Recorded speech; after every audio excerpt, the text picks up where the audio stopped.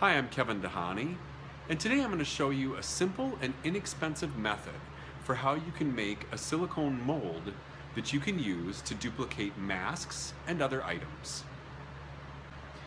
I have a suggested materials list in the description of this video, and I'll also include a link of where you can go online to find some of the best deals to purchase these items. Today I'm going to make a mold from out of this paper mache mask that I created because I want to duplicate the mask.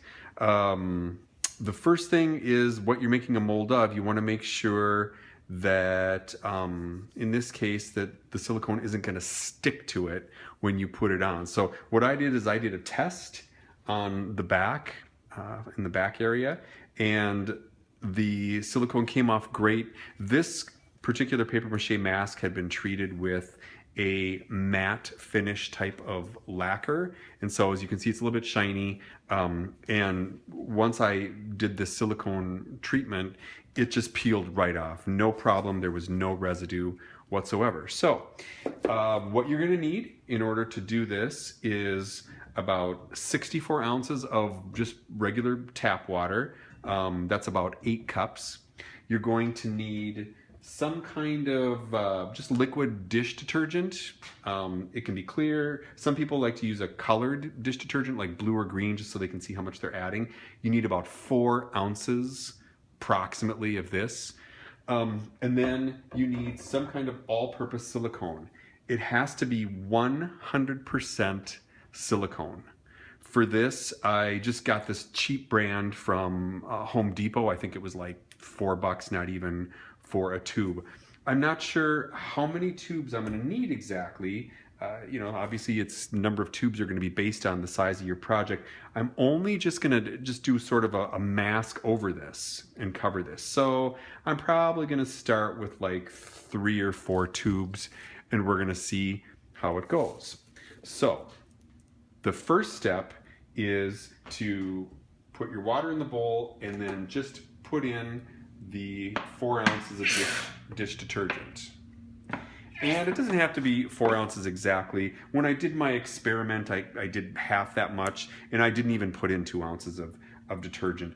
The liquid dish detergent acts as a catalyst for the silicone.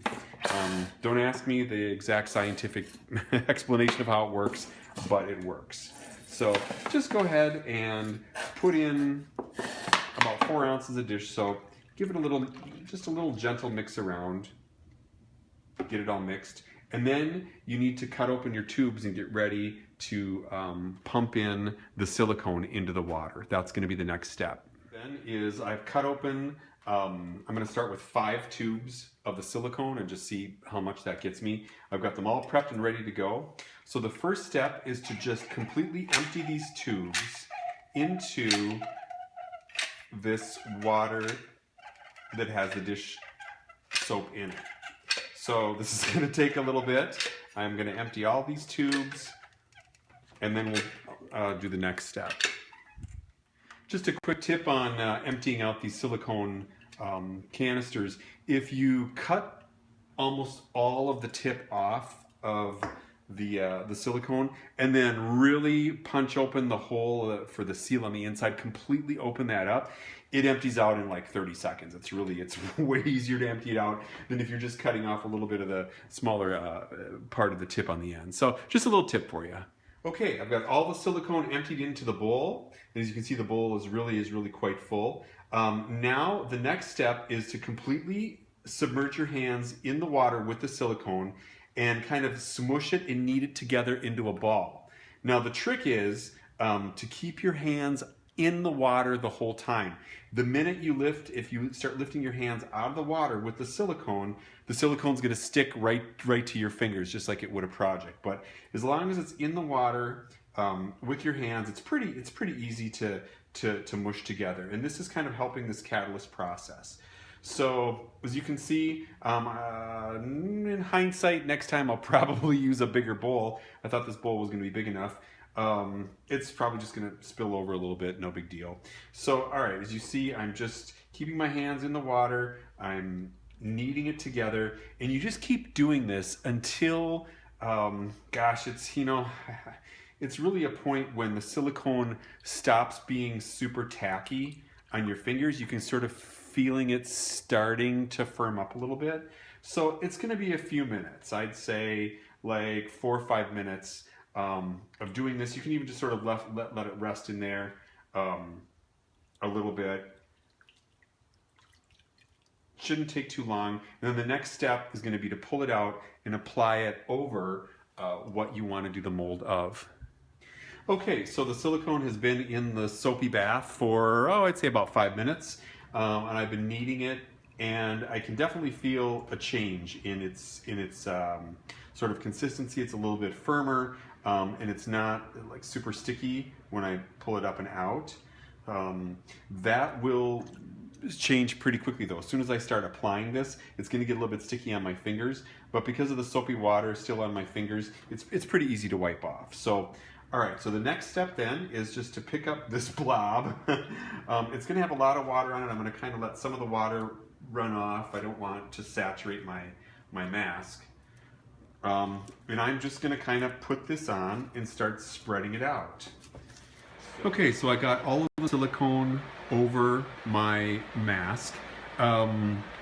In hindsight, I probably could have used one more tube of the silicone just to have a little bit of extra, because what happens is once you start putting it on, and you do need to work with it pretty quickly, it kind of starts firming up right away. It starts pulling away from some areas. So like this area here on his ear is probably going to be a little bit thin. And the second tip that I have is work in an extremely well ventilated area. Once you start kind of smearing and pulling and stretching the silicone, it releases some nasty smells. So definitely work in a well ventilated area. All right, so the silicone is on. Now we're gonna wait about an hour. I usually give it hour and a half for it to cure completely, and then we'll peel it off and see how we did. Okay, so the silicone's been curing for about, say about an hour and a half. I'm going to peel it off now and see how we did. So it's just coming right off. So far, really nice. I still feel a lot of liquid underneath. It's very wet. That's why I've got the paper towels here. So I'm just going to carefully... Oh, awesome. It's just coming right out of there. Lifting right off so far. So I'm just going to continue to go around my edges. The crevices. Now I could have filled in these crevices with like tin foil, but when I duplicate this, I want the new mask to have crevices as well. So, okay, again, just peeling it. It's just kind of peeling right off. So far it's doing really great. And there it is. Popped right out. My mask is just a little wet, but that'll just dry right off, no problem. So now I'll be able to either I can either pour in Plaster of Paris, or I can just do some new paper mache inside of this, and I have a nice solid, easy silicone mold that was easy and relatively inexpensive to do. So after your mold is done, I wanted to give you an idea of a product that you can use to reproduce and to make more masks. Now, this product is called Celluclay, and what it is basically is it's instant paper mache. I'm going to open the bag and kind of show you what it looks like. So it comes in different sizes. This is a 5-pound bag, which is a pretty good deal. And it's just kind of like everything's all shredded. The paper's been shredded and it's already got the mix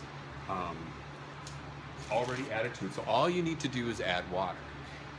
So what suggestion is, and what other people have had some success with in sort of using these molds and duplicating and replicating masks, is you take your Celluclay, and I kind of mixed up just a mini batch of it just to give you an idea. And when you mix it up, it kind of looks like it looks exactly like thick oatmeal. So what you do is you'd mix up a batch of it, and there's really not very good directions with this product for mixing it up. You just kind of put it in the bowl and you just kind of mix it until it looks good to you. But when you're going to pour it and use it in a mold, The suggestion is to add extra water to make it like even a little bit extra thin. Just kind of like, you know, if you think about the consistency of plaster of Paris, that's actually pretty thick when you do it. So right now, I would even use this consistency right here, which is kind of thinned out oatmeal. So you mix up enough for whatever size mold that you have. I would mix up enough so that you're looking at doing maybe about a 1/4 inch of a layer of the Celluclay. Mix it up, you pour it right inside of the mold, and then you're gonna let that dry. I would probably let this dry for at least 24 hours minimum, or until, you know, when you're touching it in the mold that it feels dry. Then if you want to you know, add even more, add another layer of thickness after that. You can mix up some more and just put it right on top of that layer in the same mold, just to kind of build it up and make it a little bit thicker. But anywhere from, you know, 1/4 inch to, you know, 3/8 of an inch thick, that might be a good base, because then what you can do after you take the replicated mask out of the mold is you can use the air dry clay to build up the mask, or you can add additional strips of paper mache, or you could even use the plaster wrap on the front or the back to continue to build up the mask. So, but this is a great product to use if you don't want to use the plaster of Paris, if you want something a lot lighter weight. So give it a try.